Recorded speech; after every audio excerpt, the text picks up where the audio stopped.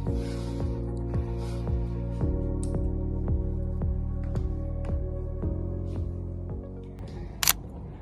everyone and Assalamu alaikum warahmatullahi wabarakatuh. Welcome back to my channel. As you all know, I'm Muskan Kausar and currently I'm a second year MBBS student at Tashkent Medical Academy, which is now known as Tashkent State Medical University. Okay, so I know that you have been waiting for this video from a very long time, and apologies that I took this much time to post this video, but because of several reasons I was not able to record it the way I had planned. Okay, now you know that generally I don't make such informative videos, so this time when I had plans of making this, I wanted it to be perfect. Okay, so because of this, to be honest, this is my third time recording it, but this time I'm completely, I have made a proper planning on what all I have to tell you guys and everything. Okay, so basically in this video there are several things that we'll be discussing. Okay, the first one, I know that most of you might be confused on why it was Tashkent Medical Academy and now why is it Tashkent State Medical University. So the first thing we'll be talking about will be regarding this, basically the history of TMA and the present. And apart from this, we'll be talking about why I chose Uzbekistan and why did I not go for any other country, why did I not go for India or UAE, because most of you might know that obviously I'm an Indian and I live in Dubai. Okay, so why did I not choose Dubai or India and why did I opt for Uzbekistan? So all these things we'll be discussing, and apart from this I'll also tell you a bit about my first year experience, because now alhamdulillah my first year is over and I'm finally in second year. So all these things we'll be talking about in this video, so make sure you watch this till the end, because I know this was the most awaited video for all of you. So make sure you watch it till the end so that everything is clear, and so that you can figure out whether Uzbekistan is the right place for you or not. So let's just get started. Okay, so now let's talk about why TMA, which is Tashkent Medical Academy, has become TSMU, which is Tashkent State Medical University. So to know about this, we have to go a bit back in the past. Okay, so earlier in 1919, Turkestan State University was established. Okay, which later in 1935 became Tashkent Medical Institute, and in 2005 it became Tashkent Medical Academy, and from then till this year, it has been Tashkent Medical Academy. Apart from this, in 1972, Tashkent Pediatric Medical Institute was established. Then in 2014, Tashkent State Dental Institute was established. Okay, so all these three universities were established at different times, and they have been different universities. Okay, but this year on 23rd April 2025, our president, that is the president of Republic of Uzbekistan, he announced that these three universities be combined, okay, basically be merged into one university, which will be called as Tashkent State Medical University. Okay, and it came in action from 1st May 2025, and even the new rector has been appointed, who has been a pro-rector of TMA. Okay, so he is Shuhrat Boymuradov, okay, who is our new rector of TSMU, which is Tashkent State Medical University. Okay, now a lot of you might be thinking or questioning, why did they do this? Okay, how does it benefit them, or how does it benefit others? Okay, what was the point of doing it? Yeah, so basically earlier it was separate universities. Okay, now they have merged it and it's one big university, which is Tashkent State Medical University, and now this is the largest university in Uzbekistan. Okay, not only in Tashkent but largest university of Uzbekistan. Okay, now the main advantage of doing this is that it will have an international recognition. Okay, so it will be recognized globally. Okay, this is the first thing, that is international recognition. Okay, second thing is foreign collaboration. Okay, and also student exchange. Okay, apart from this, improved or better medical research. Okay, so these are the main reasons why they have merged it. Okay, because a lot of things will improve, and personally I think that doing this will prove to be best for our university, okay, in all manners, okay. The faculty will improve, the quality of education will become even better, and the best part is that it will be globally recognized. It's already recognized, but basically in all aspects it's just going to get better. These changes also have some drawbacks, okay. Drawbacks in the sense, not really drawback, but in a sense that because of these changes the fee structure might change, the admission processes might change, and so many other things, okay. So basically, see, earlier what used to happen was for TMA admission, so if you wanted to take admission in TMA, so you had to apply and everything, and once your documents and everything is approved, you get, basically you're called for an interview, yeah. So you give the interview, and if you pass, you get an admission in TMA, okay. But if you fail, then at that time people go to Samarkand, or they go to Bukhara, or many students then go to the dental or pediatric institute as well. So I don't think now that'll be able to happen, okay. Because I think that the admission process will occur as a whole, and I don't think that will be able to happen, yeah. So that can be a drawback for a lot of people, but again, it's also good to avoid scams, okay, because a lot of scams happen here. This is another thing that I'll be discussing by the end of this video regarding the scams and everything that occurs here, okay. Not only here, it happens in several other countries, but personally, because I have finished one whole academic year, so I'm well aware of all the scams that take place, yeah. So yeah, we'll discuss that by the end of this video. But yeah, the fee structure and everything can change, and like recently, as it was announced on the official website that the admission process this year will be happening late. Normally it happens in the month of June or July, but this year it'll be taking place a bit late. So due to all these changes only it has been happening, but these changes will prove to be good for our university. So yeah, that was all about why TMA became TSMU and everything, okay. I hope this thing is clear. Okay, so now let's talk about why I chose Uzbekistan and why I did not choose any other country like Dubai or India, okay. So for this, again, we have to start from the beginning, okay. So since childhood I have had this, that I want to be a doctor, okay. Even though in middle this thing had gone, I was like, why only doctor, why not something else? But again, to be honest, within myself, I never thought of something apart from being a doctor, you get it. Since childhood I have been dreaming of being a doctor, and then suddenly, because of the difficulties in studies and everything, I was like, why be a doctor, why because at many places, there's a lot of corruption, many doctors face a lot of issues, so many things are there, but I think that's there in every field, yeah. So basically, after thinking a lot and stuff, I was like, yeah, this is meant for me, okay. So that's why I just went on with this field itself, that is MBBS, okay. Now in 9th, 10th also I had coaching. Now a lot of people, especially Indians, they do this, they put their children in coaching centers. So from 9th I had coaching, not really need coaching, I just had, okay, it's like a tuition, yeah. So I had coaching and everything, and I used to go, and in 11th and 12th also had, but to be honest, that was just a waste of time. So like by mid 12th, even my parents realized that it's an absolute waste of time and money, so they removed me from the coaching. And to be honest, that was the best thing that could have happened to me after getting out of coaching. I think because of that, I could focus at one place.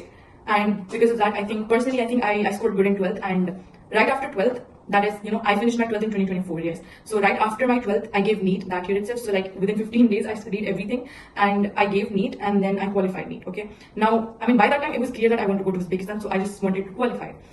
Earlier, before that, what was happening was, up until 10th and half of 11th, my parents wanted me to pursue MBBS in India. Okay, now obviously, all Indians, literally everyone wants to pursue MBBS in India. Yeah. Why? Because the quality of education, especially in the field of medicine in India, it's very good. Why? Because firstly, the exposure, it's a lot. A lot means a lot. Okay, the exposure is really nice. The medical exposure in India, it's really nice. Apart from that, the professors and all, they are really well educated and everything. Okay, so the quality of education for MBBS students in India is really nice. Okay. Because of that, a lot of people want to pursue MBBS in India, okay? And as Indians, we can easily get a government seat there, yeah, only if we work hard, obviously. So my parents wanted me to go to India. And at a point, my father had even said that if you cannot, crack a seat in India, then we won't make you do MBBS, okay? So he had said that, obviously, so that I studied properly and I crack a seat. But later on, because of all the issues that were happening in India, because of all the random cases and stuff, this has happened, that happened, because of all the safety reasons, because of such things.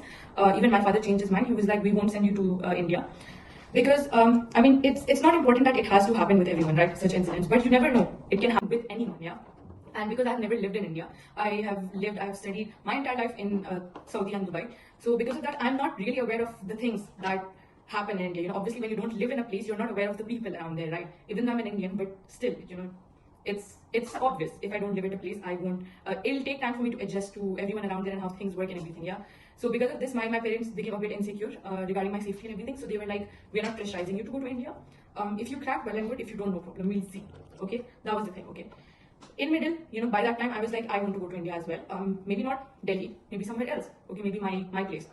But gradually, because of more and more cases, even my mind was like, I don't want to go to India. Okay, it's very unsafe. And from within, I was just not at peace, when I was thinking of India, of studying there. Okay, because again, another thing was that if over there I study for, and like, MBBS is like 5.5 years, right? Including internship. So if I study there, then I'll have to be in hostel itself, because over there I think it's a rule that MBBS students have to stay in hostel, not only first year but all the years. That was another thing. I was like, how can I stay in hostel all 5 years? Because of so many other reasons also. I was like, we'll see. That's it. It was left on we'll see. And by the time I entered 12, my dad, he completely forgot about India. He was like, check, for abroad. Like basically in 12th up until December or January, I had not planned anywhere. Where will I go? What will I do after 12th? No plans, nothing. Okay, but in like December and January, I started looking. A friend of mine was going to Georgia, so I did consider going to Georgia as well. Okay, I was like, okay, we can go to Georgia. Not a bad idea, yeah. So I considered Georgia. My father wanted me to go to Egypt as well.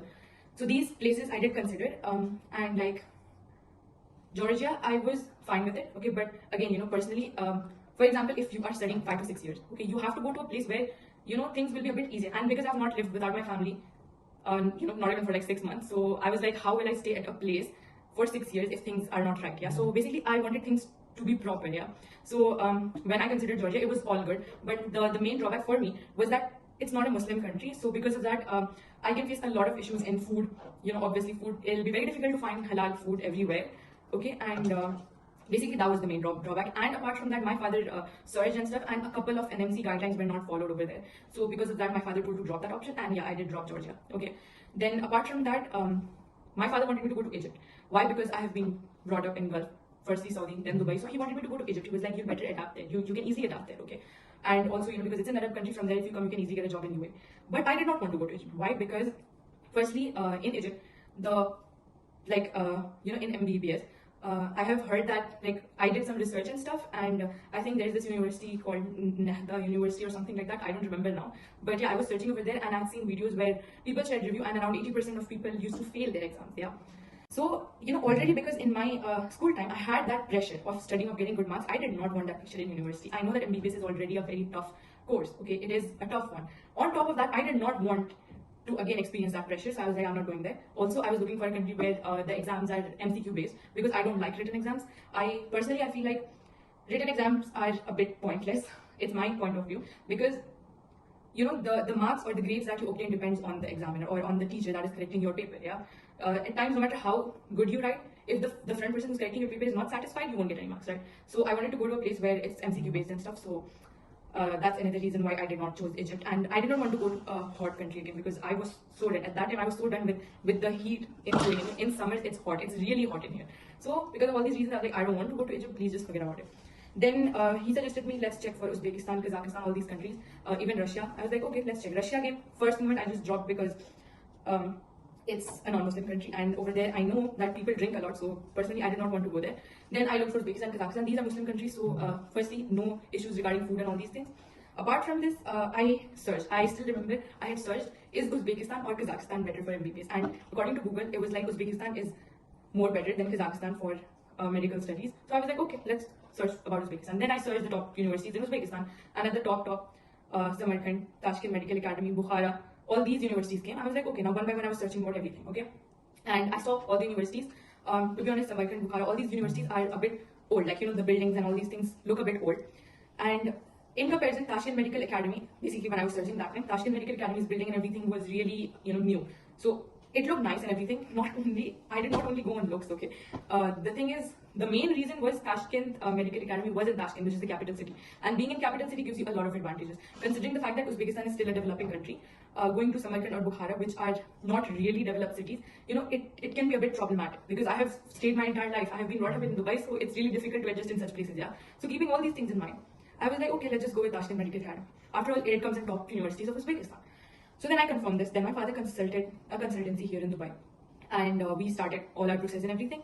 So basically, after my 12th, all these started, and then I gave NEET. Within 15 days, I studied and I gave NEET and I qualified. Surprisingly, I did qualify with a good marks, okay, and I was happy about that. And after qualifying NEET, when NEET score and everything came, then we began everything. Then in like June or July, I had my interview, and that was a shock for me, yeah, because I thought it'd be a one-on-one interview, but it was like on Zoom. Okay, so this interview happens online, yeah. So it was on Zoom, and there were around 80 or something students, and then they asked questions to each one of you. And then I was like, okay, they'll ask question, and then that'll be, it. But they started failing and passing students, and I was like, what am I gonna do? What if I fail? But thankfully, alhamdulillah, I passed the interview, and I cannot describe my happiness at that moment. Because see, at that time, I was also going to my driving school, okay? Because my father knew by September or October I'll be gone to university, and in UA it's very difficult to get license. Yeah, it takes normally for people generally it takes 6 months to a year or more. Okay, depending on if you pass or fail. Okay, the chances of getting a license here is like 50-50. It's very difficult over here. Okay, so considering all that, my father was like, okay, you go to driving school. So I was going to driving school as well. I had those tests as well. Then I got this interview, so I was very nervous. It was all mixed. But that day I passed the interview and I was so happy. And soon after that, I passed my my driving school examination also, and I got my license also. So it was all a very good thing. And yeah, then I just got the admission. Then I got the admission letter and stuff. My father paid, and then I just went to Uzbekistan. So that was it. And basically, that was how I went to Uzbekistan and everything. Okay. Now, one thing in this I forgot to tell. Why did I not consider Dubai? There's just a simple, clear answer for this, because it's very expensive, extremely expensive. Okay. Now, in how much money I can finish my entire course in Uzbekistan. Okay, it's like 100,000 dirham. I can finish my entire course somewhere around here. I can finish my entire course in Uzbekistan of 6 years, whereas in UA it was 100,000 dirham for 1 year. Okay, now I'm the eldest child. I have my 2 siblings after me as well. Okay, so my father, if he pays it all off, for 5 to 6 years, if he gives 100,000 dirham every year, it'll be like 500 and 600,000 dirham only for my education. That's a lot. Okay, so keeping in mind all these things, I was like, I'll go to Uzbekistan. There's no point in studying here, okay? Even though it would be a very good thing if I would study here, because I'll be at my comfort spot, yeah? This is my comfort spot in UA. My family is here. I can drive my car around. I can actually go to university, come back nicely, everything. But it's very expensive and there's not a lot of medical exposure, so I dropped UA. In comparison to UA, there is more medical exposure in Uzbekistan, okay? Over there, we get medical exposure from the first year itself. In fact, I had it from the first semester itself, okay?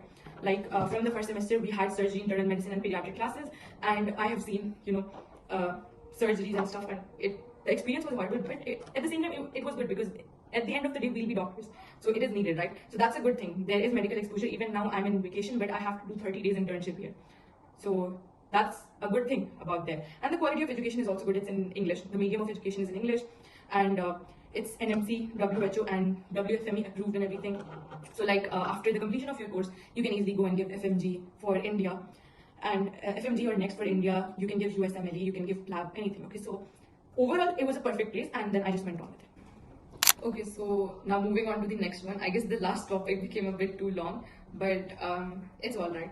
Obviously I wanted it to be as informative as it can, and I'm just recording it raw. Okay, basically whatever is coming in my mind and everything, I'm just saying that. Okay, honestly, all honest reviews, everything, I'm just honestly telling to all of you. Okay, so now moving on to the next one. Next thing is that how did my first year go in Uzbekistan, in Tashkent State Medical University? How was it, and how was everything? Yeah, so basically we were told that we'll go to Uzbekistan by end of September, start of October, but apparently we went by end of October. Okay, because obviously all these visa issues, all these things happen. Yeah, so because of these, it was a bit delayed, but yeah, by I still remember the date, on 20th October I had gone to Uzbekistan. Okay, now as soon as we went there, in the beginning the experience was not that good, because it happened. I will tell all that to you guys, everything. Okay, so basically we went there. Okay, and what I had expected was that we'll be taken to a hostel and we'll be there. Yeah, but we were taken to a dorm. Okay, and we stayed there for like 1 week, completely uncertain about what's going to happen next. Okay, so we stayed at a dorm. Then from that dorm, after a week, we were moved to a hostel. Okay, a hostel which was still under construction. Okay, now over there, see, over there are a few companies which are officially registered or who have a contract with the university. So all companies or all consultancies, they do not have a contract with the university. Okay, there is SCAMS and Rare Education from where I belong. Okay, so I belong to Rare Education, who's also an official contractor of the university. Okay, so these three companies are the official contractors of the university. Okay, so all the students who come, they go under any of these countries, any of these companies. Okay, I'm so sorry, my brain. Okay, I don't know what's happening. Instead of saying companies, I'm saying countries. Okay, so yes, these three companies. Okay, all the students who come, they go under them. Okay, so I was under Rare Education. That was another shock for me because I came through some other consultancy and I thought that to university I'll be from this consultancy, but instead I became a Rare Education student. That was a shock for me. Okay, but now I realize that that's how it works. Yeah. Apart from this, so like at that time, see, Rare Education, they are they have recently made their contract and we are their first batch. Okay, so at that time, their hostel was still under construction because obviously over there, see, the laws in Uzbekistan, it's a bit strict. Okay, so to build a hostel and stuff, it takes time and so many issues had occurred because of which it took time. So that hostel, it was partially done but partially under construction. Okay, so when our consultancy who had taken us to Uzbekistan, they when they came there to Uzbekistan, then they shifted us to a hotel. Okay, so 1.5 months we stayed at hotel, and then finally we shifted back to the same hostel when it was completely constructed. Okay, and like my entire first year I lived at that hostel itself. Now that hostel was also like a big dorm, but it was good. I mean, it was not that bad. Okay, hostel is hostel, obviously. It was not that bad. It was all good. Per room there were four students. Yeah, and yeah, there were 4 students. Personally, we had an attached washroom. Okay, so in our room we had an attached washroom. Okay, and basically not everyone has this. Okay, there was one common washroom on one side, and to our side, basically, in our room there was this attached washroom. Okay, so we got lucky with it. We had an attached washroom, and there I lived my entire first year. Okay, this was all about living. Yeah. Now regarding food, so the food there, as you know, that first year mess is compulsory over there. Okay, so first year hostel and mess both are compulsory, no matter from which company or consultancy you are coming. Okay, it's compulsory first year. So we stayed at hostel, but as I said, first couple of months, that is first 5 days we were at dorm, then one or 1.5 months we were in hotel. So that time the mess food was not there. Okay, in middle obviously we were provided mess food, but we said we don't want it because that time even proper chefs were not there, so that food could not be eaten. Okay, we did eat a lot of times and we felt sick and all those things. So we used to order from outside and eat, because of which we did spend a lot. Like literally my first 2 months, expenses were almost $600 or $700, which is a lot. Okay, I had no idea I'd spend this much until my father told me, and I was in shock. I was like, I used this much in 2 months. What will happen in future? Yeah, but now it's all under control. But yeah, that time my expenses did go that high. Okay, but after that, when we shifted to hostel, we did start eating from mess. But in the beginning there were issues and stuff. After another 2-3 months, it all became fine. Chefs were fine, food was fine, everything was fine. We used to eat from mess, we used to stay at hostel, everything was fine. Yeah, so this is about accommodation and mess. Okay, now apart from this, as I said, I reached on 20th October. Yeah, so after like 1 to 2 weeks, our classes had started. Okay, so like first week of November, our classes started, and basically over there how it works. Like we have batches, right? When we are in school, we have batch of 2024, batch of 2023, batch of 2025, right? So that entire batch. Okay, so like we basically in the university we have 2 batches, one spring batch, one summer batch. Like in 2024, the students who came, I'm from spring batch, who came in September, October, and there'll be the winter batch who will come in January, February, like that. Okay, so we were from the spring batch, and from the spring batch itself, it'll be divided into groups. Okay, so there'll be several groups, and each group will have 15 to 16 students. Okay, so even our group, we had earlier we had 16 students, but one left, so we had 15. Okay, so in our group there were 15 students, and like that, we had classes. Okay, so in a week there are 7 days. Okay, Sunday will be an off.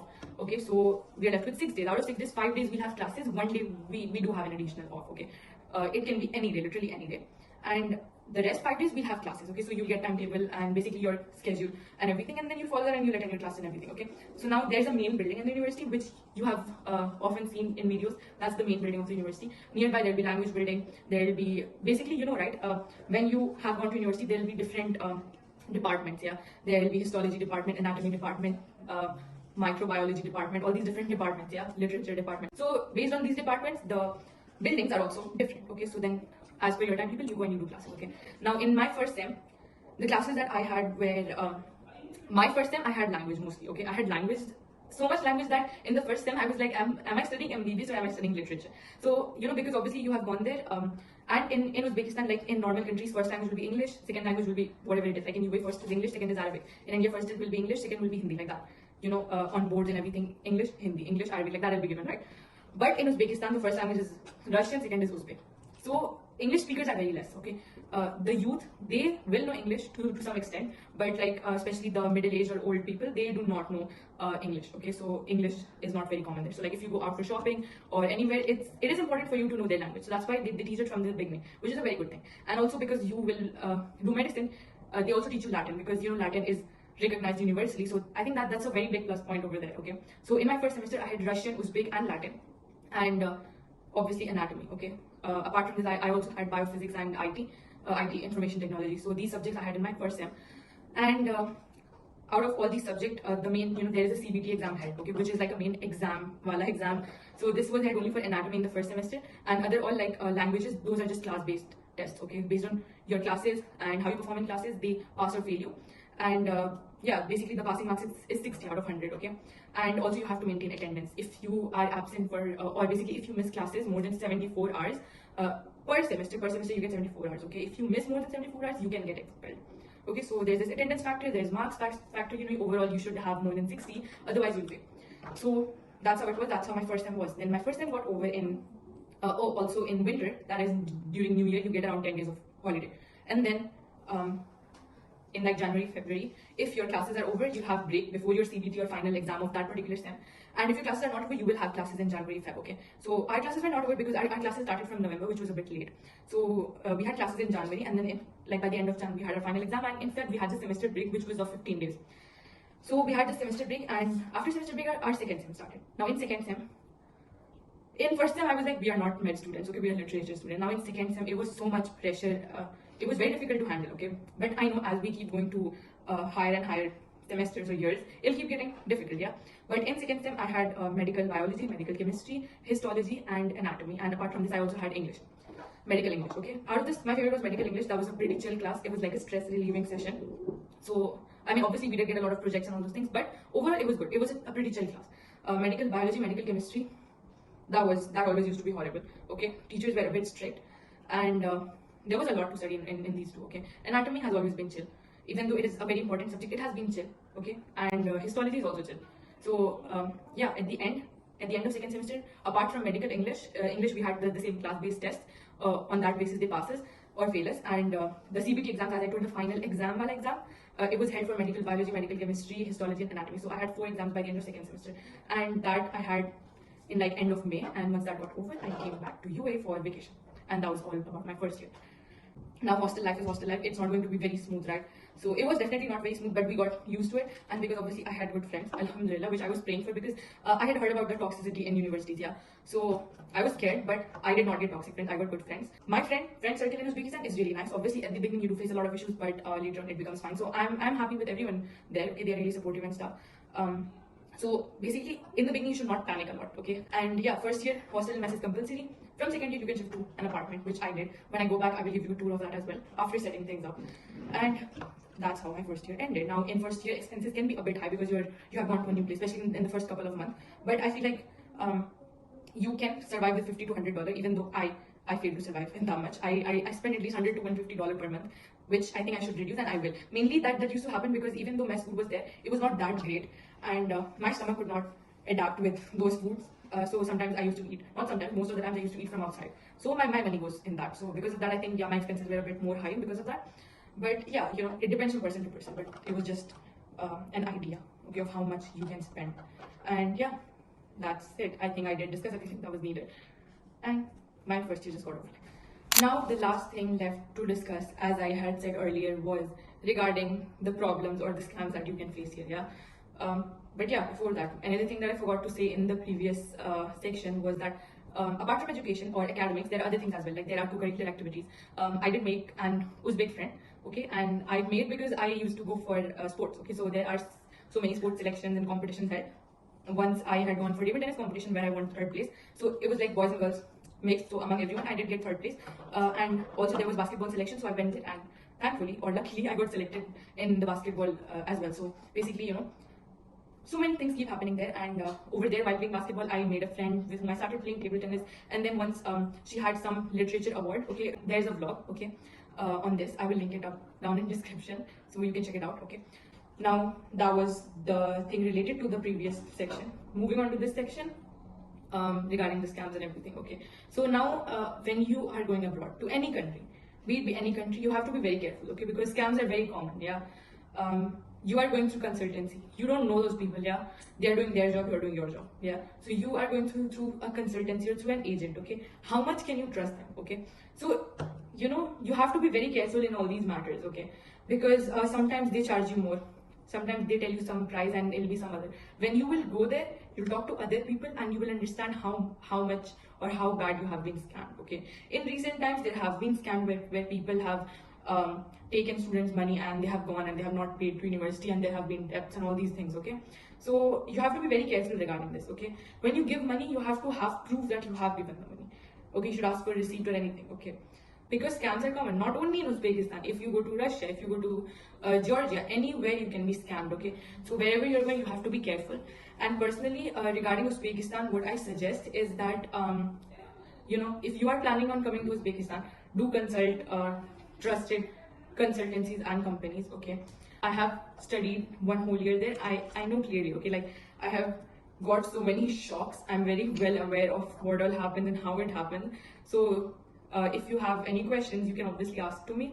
And even for admissions, obviously I have many people's number, so you can message me and I can share you their number. Okay, obviously those are the trustworthy people I know. So feel free to text me and I will just share you the number so you can take admission through them. Okay, it's not that expensive. Basically, when you take admission through trustworthy people or company or consultancy, okay, your chances of being scammed will be very low. Okay, and people who are already studying there, you should ask to them. Okay, in these matters, because they know better. They're studying there. They might or might not have been scammed, but they might be aware of the scams that take place. Yeah, and they're already studying there, so they won't scam you.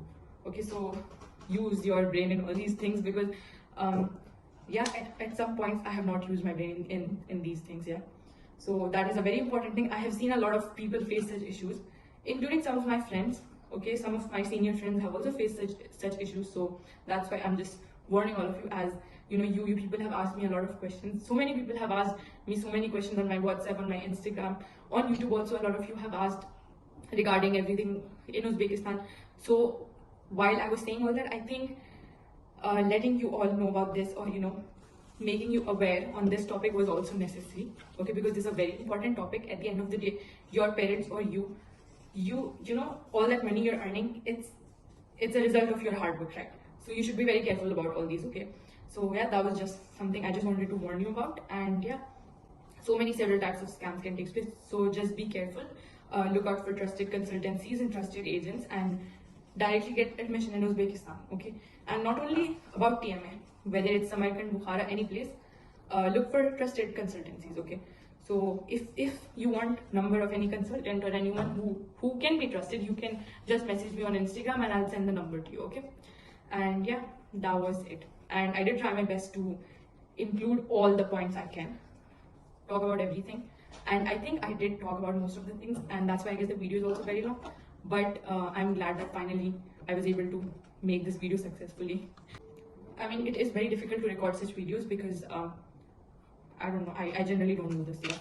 But in the coming times, I will record. Yeah, just do let me know what all videos you want. And again, apologies for the delay, as I already explained you the reasons. So really apologies for that. But now it's finally here, and I hope that this video helped you in all possible ways. Okay, and yeah, if you are gonna come to Uzbekistan, then all the best for your interview and admission process and everything. And then I'll see you in Uzbekistan once you're there. Okay, so yeah, that's it. That's the end of the vlog. Not vlog, I'm too used to saying vlog. Okay, that's the end of the video. Okay, see you until the next one. Next one's probably gonna be a vlog, because now I'm in UA and I'm soon gonna go out on hangout with my friends, so I'll definitely make a vlog about that. And for 3 or 3.5 months I'm in UA, so there'll be a lot of videos coming up. And if you want informative videos, do let me know, because it's much easier to record in UA as compared to Uzbekistan. And also the Wi-Fi, everything is better here, so just do let me know, and I'll be posting it all for you. Okay, and if you have already subscribed, well and good. If you have not, just please subscribe, because that does help me out a lot. Okay, and make sure to share this video with anyone who's willing to come to Uzbekistan for further studies, because one thing that I always say is NEET is not the end. Okay, I've seen a lot of people be very depressed about their marks, their NEET scores, But you don't have to be depressed. There are so many other ways by which you can get admission. You can fulfill your dreams. It does not have to be very costly. Okay, the MBBS that is in Uzbekistan or other places, it's very cheap as compared to MBBS in India. Okay, like for example, if you did not get a government seat in India, and if you're seeing the price for a private one, you'll be like, that's too expensive. But have you checked? Have you ever searched about MBBS abroad? It's far cheaper than the MBBS in India, obviously. So it's not like your dream is gone. Okay, there can be other ways of achieving your dream, because at one point it was my dream to study in India personally. I wanted to go to AIMS Delhi, but as I said, because of so many reasons, I dropped all those plans and everything. Yeah, and I'm here in Uzbekistan still pursuing my dream, yeah, of being a doctor. So dreams can definitely be achieved if you want. Yeah, there are so many different ways, and maybe if one thing is not meant for you, then maybe whatever is happening, that is the best one for you. Yeah, so that's it. Now see you in the next video. Bye.